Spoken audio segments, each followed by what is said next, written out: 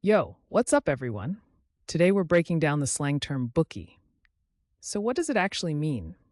In simple words, bookie is a person who takes bets, usually on sports or events, often illegally or informally. People use it when talking about someone who runs betting operations outside official channels. Sometimes it can also mean something slightly different depending on the context. Where did it come from? Slang usually has a cool backstory. Bookie first showed up in 19th century British horse racing slang. Over time, it spread into everyday talk, especially among gamblers and sports fans. Now let's check out how to use bookie in a sentence. Correct example 1. The bookie collected bets before the big game started to ensure everyone paid up on time. Correct example 2.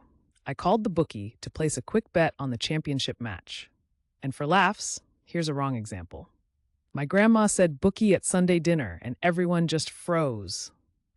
See how slang adds personality and vibe?